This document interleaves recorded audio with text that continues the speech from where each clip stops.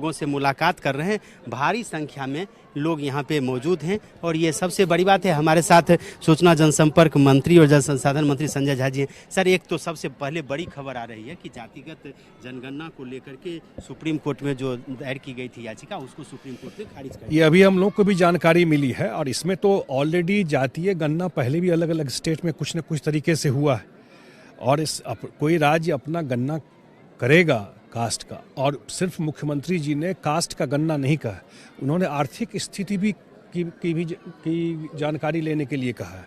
ये भी कहा है कि कितने लोग उस परिवार के अगर बिहार से बाहर रहते हैं, वो भी डेटा कलेक्ट करने के लिए। तो ये डेटा जब आ जाएगा तो और रिसोर्स को कैसे प्लान किया जाए वो सुविधा होती है। तो उसी बैकग्राउंड में ये सारा काम हो रहा है।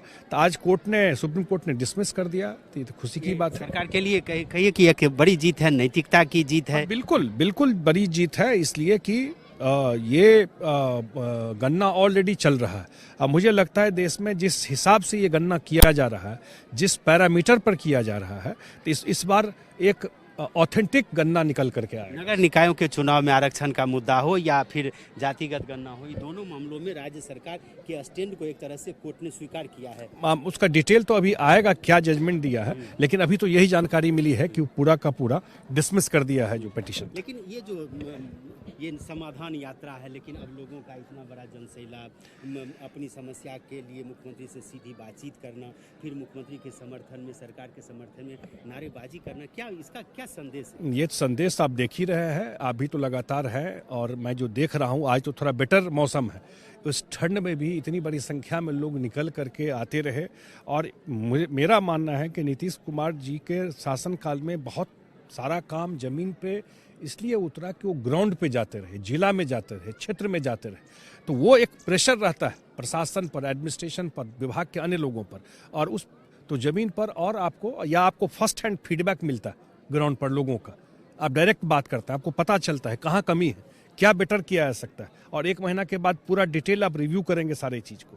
तो मुझे लगता है कि इन सब चीज़ों से जो बिहार में इतना बड़ा अगर ट्रांसफॉर्मेशन हुआ है, उसमें बहुत बड़ा योगदान मुख्यमंत्री की इन यात्राओं का है। पहले मुख्यमंत्री मंच से भाषण देते थे, जीविका दीदी सुनती थी, आधी आबादी सुनती थी, अब वो भाषण मुख्यमंत्री के सुन लीजिए ना भाई, क्या कॉन्फिडेंस से बोलती है। मेरे लिए तो आई ओपनर है, आँख खुलने वाली बात। मैं तो हर एक मीटिंग में देख रहा हूँ, वो हर एक मीटिंग में 7-8 जो बोलती हैं और बिना किसी कागज के माइक ले करके अपना एक्सपीरियंस शेयर करती है।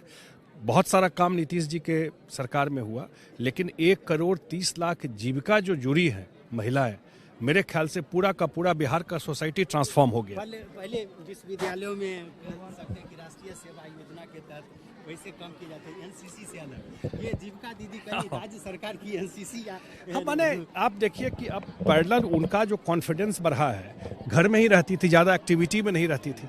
अब जिस हिसाब से उनका पार्टिसिपेशन इसमें हुआ है और इकोनॉमिक एक्टिविटी में हुआ है, उनका आज ही का अखबार में देखिए कितना बड़ा आया है कि देश में सबसे ज़्यादा महिला पुलिस बिहार में।